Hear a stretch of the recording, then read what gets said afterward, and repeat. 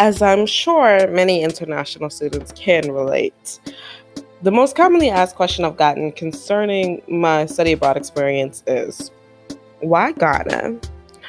Well, I reply frankly, I wanted to study somewhere warm, very black, and I've had friends come and have amazing transformative experiences. I was not prepared for the culture shock at all, though. Distance, the time difference, and lack of Wi Fi disconnected me from my friends and family almost as soon as I arrived. As I searched for the sense of belonging my friends promised I would find in Mother Africa, I felt myself slipping. But another question I've commonly received, and a much more painful one at that, is, where are you from? While I've never felt like an American, at least not until I came here, and contrary to what US education teaches us, the slave trade is not the genesis of African American people.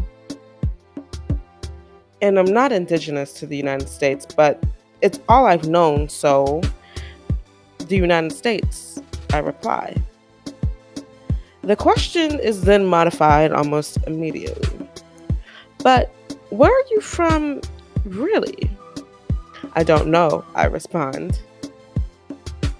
King Tumi says a culture shock takes place when people uproot themselves from a familiar setting and move to one that is unfamiliar. But what happens when the familiar setting is vaguely recognizable at times, and at others, totally disorienting? I remember the small joy I experienced when I realized many Ghanaian people have gap teeth, not unlike my own.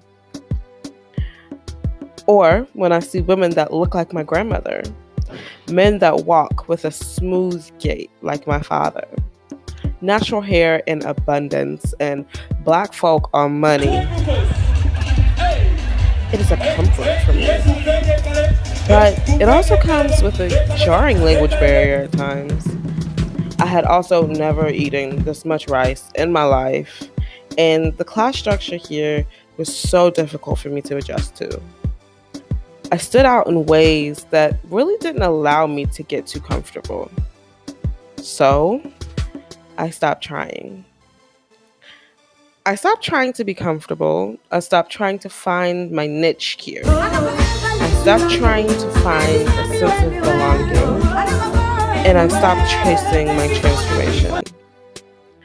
I allowed Ghana to happen to me. And that's when everything changed. I had been so stuck on home, not because I didn't know where home is, but because I wanted an answer that was neat and tidy, something that I thought someone would actually want to hear. Saying I'm a Black American from East Tennessee, but I live in Chicago now, but I was raised in Louisville, Kentucky, but I go to school in Washington, D.C., but I do know that my great-grandmother's family came to the States from Barbados a few generations back, but my granddaddy's side is originally from Newport News, Virginia. But my mother's side, on her mother's side, is part Creole, but my ancestors are definitely from somewhere on the largest, most diverse continent in the world. And no, I'll probably never figure out where from. That doesn't exactly flow off the tongue. But it is what I am. And being here and being different and being obviously different, I've learned just how proud I am of that. I expected to feel validated in my Blackness, in my Africanness, by being back on the continent. But I haven't. I have been affirmed beyond imagination, enriched beyond recognition, and I have fallen in love with Ghana. For that, I'm forever indebted.